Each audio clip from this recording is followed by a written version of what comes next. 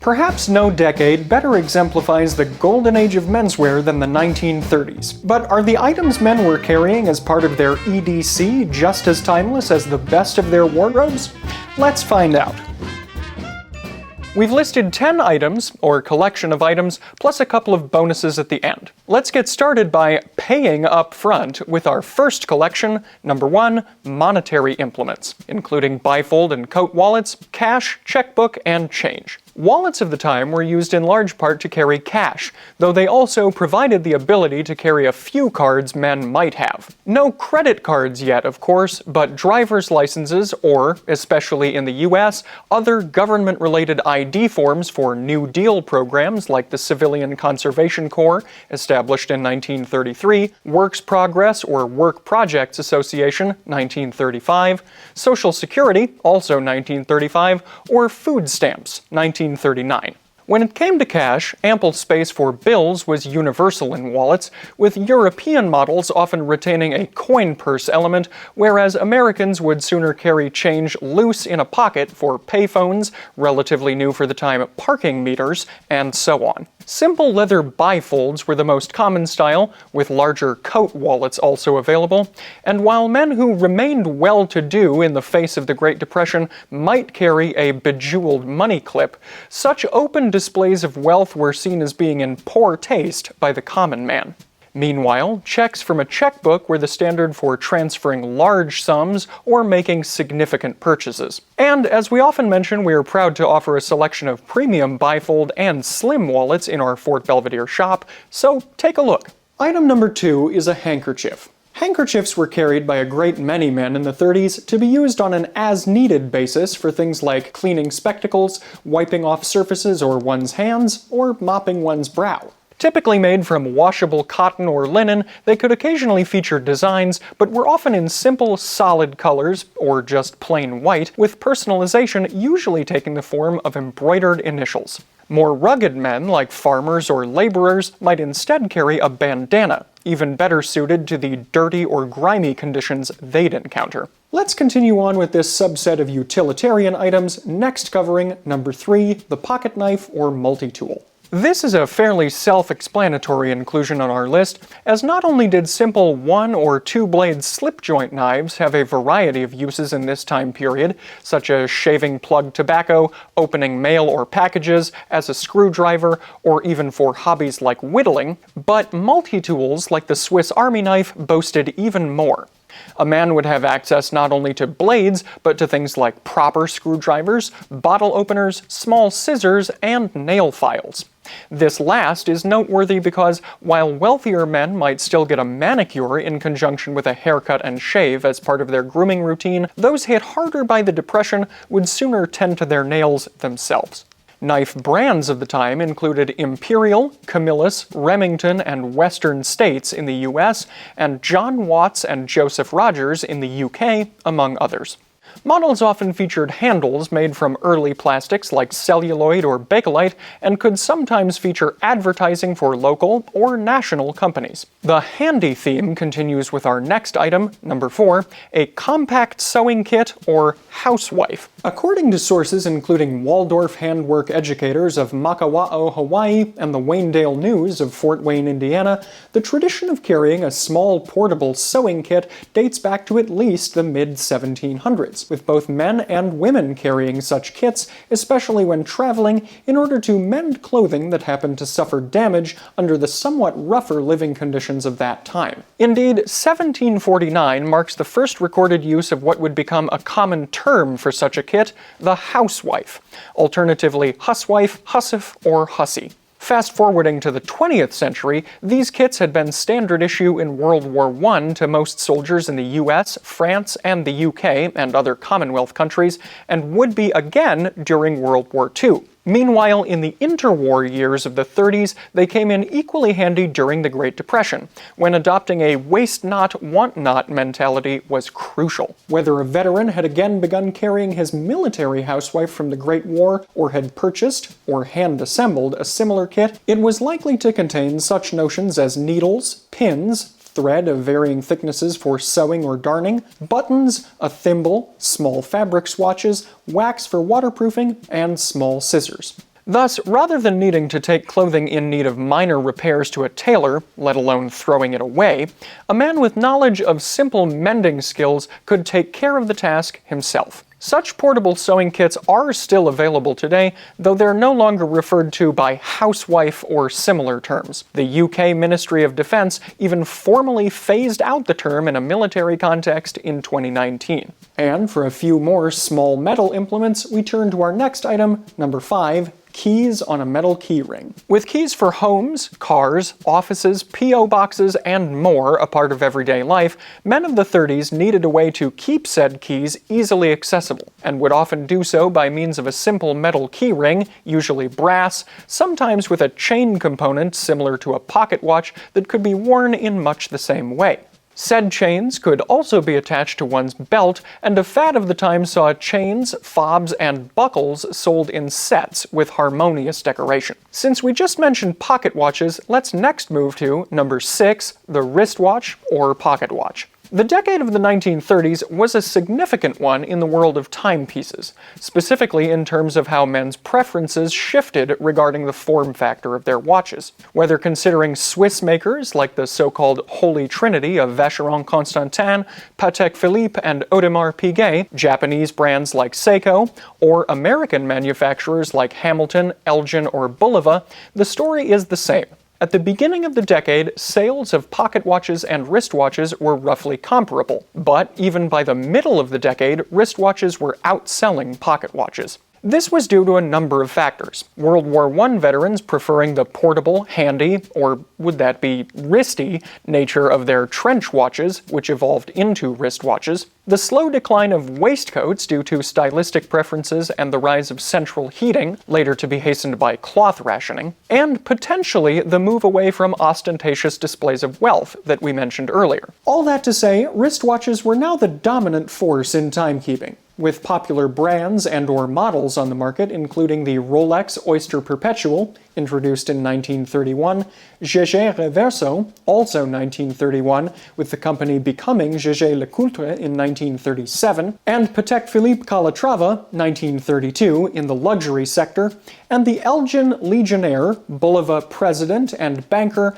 and Hamilton Ardmore in the more budget-friendly sector. We'd also be remiss not to mention that the Waterbury Clock Company, under their Ingersoll line of wristwatches and pocket watches, largely remained in business during the Great Depression thanks to a licensing agreement with Disney, producing the world's first character watches featuring Mickey Mouse with moving arms, beginning in 1933, a now iconic design.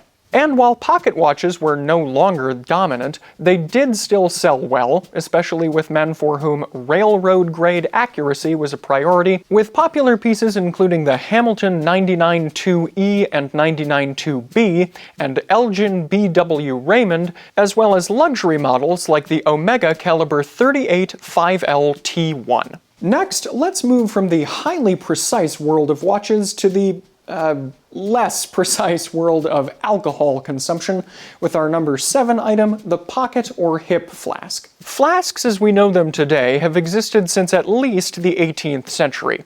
The historical record isn't quite clear. As we've joked elsewhere, perhaps the flask's inventors were imbibing too much to bother writing things down. By the early 20th century, they were being made from metals including pewter and silver, alternatively from glass, and sometimes with accents in leather or fabric. With the passage of the 18th Amendment to the U.S. Constitution and the Volstead Act, Prohibition was in effect in America between 1920 and 1933. And while it prohibited production and sale of alcohol, that wasn't exactly true for consumption. As such, many, if not most, American men would occasionally carry a clandestine flask during Prohibition.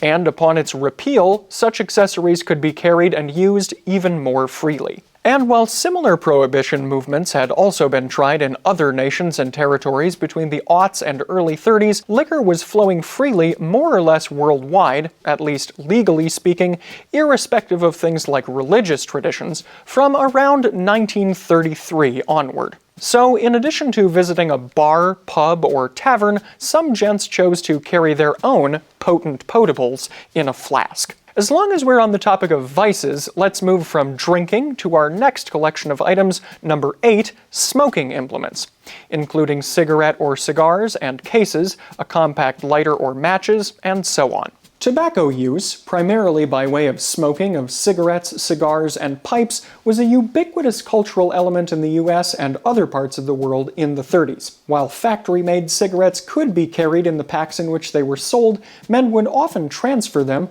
or put cigarettes they had hand-rolled themselves, into metal cases, generally kept in a jacket pocket for easy access. These cases could be more utilitarian, made from base metals and designed to stand up to rougher use, or more luxurious, featuring precious metals and design elements like engraving or monogramming. Cigars could be carried in similar cases, though men who wished for more ideal smoking conditions might sooner keep most of their cigars in a humidor or cigar box at home or in the office. And when it came to lighting up, traditionalists and the cost-conscious would use matches, but portable metal-bodied lighters were an increasingly common choice. Early models had been around since the 1910s, following the development of ferrocerium, basically synthetic flint.